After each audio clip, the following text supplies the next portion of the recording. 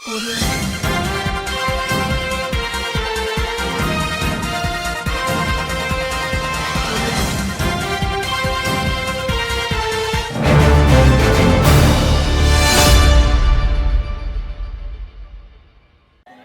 రోజు డాక్టర్ రంజిత్ రెడ్డిని ఆశీర్వదించి గెలిపించడానికి వేలాది మంది మీరు ఇక్కడికి వచ్చిండ్రు. మీకు అందరికీ మనస్ఫూర్తిగా ధన్యవాదాలు, కృతజ్ఞతలు. మిత్రులారా, ఈ దేశ ప్రధానమంత్రి నరేంద్ర మోడీ గారు తెలంగాణకు వచ్చి మనకేమన్నా ఇస్తాడేమో అని నేను అనుకున్నా. కానీ గత 10 ఏళ్ల నుంచి ఇచ్చినట్టుగానే ఈసారి కూడా మోడీ గారు గాడిద గుడ్డే మనకిచ్చిపోయిండు. ఇవాళ విశ్వేశ్వరరెడ్డి ఆయన కొండ అనుకుంటుండు. మా కార్యకర్తల సంగతి తెలియదు.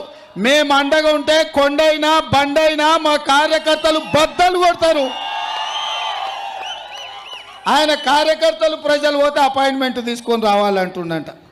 అపాయింట్మెంట్ ఏమన్నా నీ దగ్గర వ్యాపారం చేయడానికి వచ్చిండ్రా, లేకపోతే నీ దవాఖానలు ఏమన్నా దుడ్లు తక్కువ చేయమని వచ్చిండ్రా? నీకు ఓట్లు వేసినందుకు వాళ్ళకి సమస్య ఉన్నప్పుడు వాళ్ళు వచ్చి కలుస్తారు. విశ్వేశ్వరరెడ్డి కలవాలి, శాతనైతే సాయం చేయాలి, నీ దవాఖానలు ఏమన్నా ఉంటే ఫీజులు తగ్గించాలి. అందుకే ఇవాళ విశ్వేశ్వరరెడ్డి రాజకీయాన్ని కూడా ఒక వ్యాపారం లాగా చూస్తున్నాడు, లాభసాటి వ్యవహారంగా చూస్తున్నాడు. ఎంత పెట్టుబడి పెట్టినా ఎంత లాభం వచ్చిందని చూస్తున్నాడు. అట్లాంటి వాళ్లకు రాజకీయం కుదరదు. ప్రజా జీవితానికి విశ్వేశ్వరరెడ్డి గారు ఉపయోగం లేదు.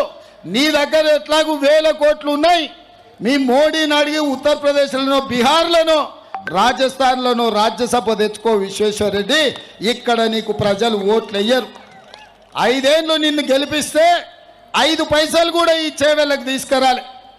इस बार चेवेल्ला से रंजित रेड्डी साहब को 1 लाख के ऊपर कम से कम 1 लाख मेजॉरिटी देके डॉक्टर रंजित रेड्डी को इस चुनाव में जिताना है.